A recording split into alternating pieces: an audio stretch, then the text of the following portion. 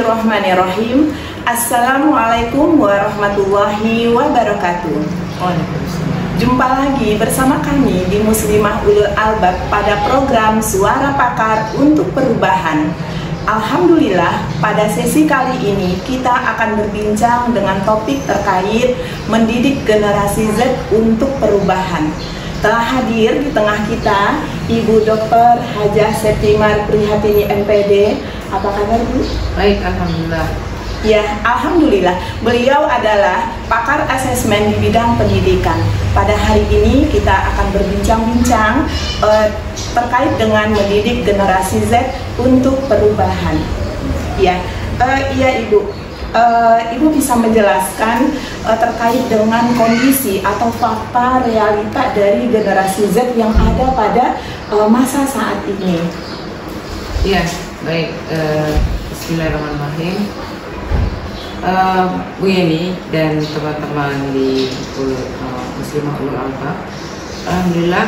Ya, untuk kaitannya dengan penggolongan generasi, ya, generasi berdasarkan era itu sebenarnya kita harus sepakat dulu, ya. Kalau Gen Z tadi disebutkan Gen Z, Gen Z itu punya karakteristik tersendiri dibandingkan dengan generasi-generasi sebelumnya. Nah, penggolongan generasi ini sendiri kan oleh seorang pakar, ya, yang berdasarkan parameternya adalah era itu apa yang sedang sesuai dengan perkembangan ya, ilmu dan sains yang terjadi, ya. Jadi kita sepakatkah itu sebagai sebuah yang bisa digeneralisasi, ya. Misalnya kalau ibu nih lahir di generasi baby boomers, ya, Bu Yeni mungkin masuk generasi X, ya, kemudian milenial, ya, milenial. Nah, mungkin yang agak berbeda dengan generasi lainnya itu generasi milenial, karena itulah saat-saat di mana banyak perubahan dari segi penemuan-penemuan, ya, di bidang informasi, ya, jadi teknologi informatika gitu. Ya, kesininya karakteristik itu nyaris tidak terlalu banyak perbedaan, tetapi mungkin yang didominasi karakteristik Gen Z ini saat ini karena perkembangan teknologi internet, ya, terutama di bidang Gen Z dan lain-lain itu sedemikian cepat, ya, sehingga akses untuk mendapatkan informasi itu dari generasi sebelum generasi Z juga sudah cukup terbuka, ya. Jadi hal ini tentu mempunyai dampak yang bisa cukup signifikan bagi perubahan tingkah laku dan lain-lain. Nah, itu, ya. Jadi seperti itu, Bu Yeni, ya. Kalau misalnya kita ingin membahas Gen Z, kita sepakati dulu karakteristik Gen Z ini secara parameternya adalah adanya perubahan teknologi, begitu, ya. Secara umum, kalau kita berdasarkan era, ya, era anak yang lahir di tahun 1997 sampai 2012. Ya, 2012 itu sekitar sekarang usia SMP sampai SMP, SMA, kuliah, ya, paling tidak seperti itu. Nah, dari SMP, SMA sampai kuliah itu kan punya karakter psikologis yang, ya, berbeda. Nah, apakah ini pengaruh dari perubahan teknologi ini berpengaruh kepada akhlak masing-masing? Apalagi kalau parameternya akhlak, itu jadi ada banyak hal yang mesti kita samakan persepsinya. Ya, kalau ada hal-hal yang tadi ditanyakan, hal-hal yang negatif, ya, boleh dibilang dari perkembangan generasi Z, kita mesti sepakat dulu apa, ya, yang terjadi sebenarnya dengan generasi ini, gitu. Karena usia-usianya relatif adalah usia-usia labil, ya, usia SMP, SMA itu usia pencarian identitas diri. Secara psikologis, ya, memang begitu semua. Kita pernah mengalami masa-masa itu, saya, gitu, ya, waktu usia 15 sampai 20, ya, masa pencarian identitas juga. Nah, tapi paparan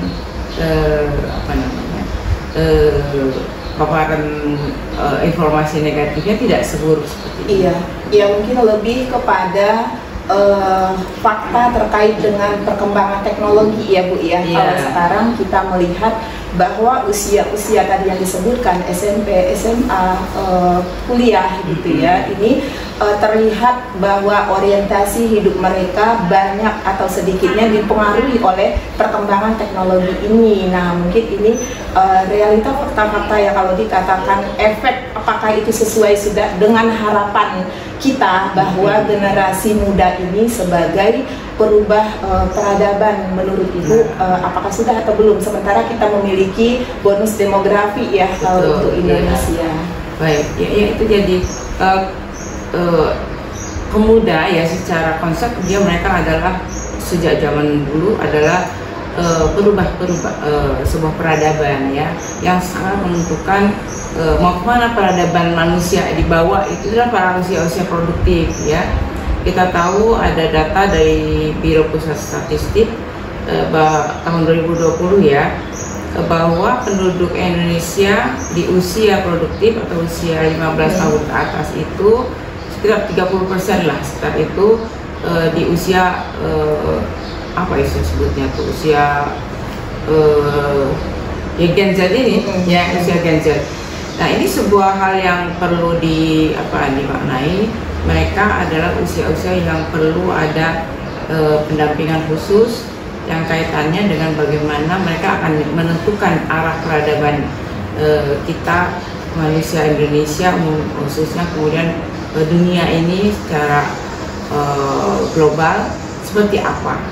Dan jika paparan yang terpaparnya mereka terhadap teknologi ini menyebabkan perubahan akhlak yang menjadi kurang baik ya, kemudian apalagi akidahnya itu, referensinya kita seperti itu, ini yang perlu kita cermati.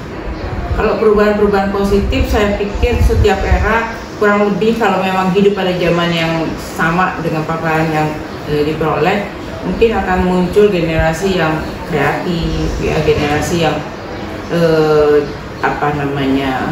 cepat menangkap perubahan, kemudian ada karakteristik yang positif ya. Namun mungkin karena ada sesuatu yang menyebabkan dari segi mental kok, nah mereka sampai dikenal generasi strawberry iya, gitu ya. Generasi strawberry buah yang gampang busuk ya, yang gampang ya pokoknya layu gitu, nggak tahan sehari 2 hari. Nah sampai disebut generasi strawberry ini, apakah memang gejala umumnya Gen Z ini gampang jatuh mentalnya, gampang tidak sabar atau kurang tough di dalam menerima cobaan? Ya mungkin secara umum ini juga ada pengaruh dari sebuah sistem yang berlaku di era ini gitu ya, atau di era sebelumnya yang secara komprehensif mempengaruhi era sekarang.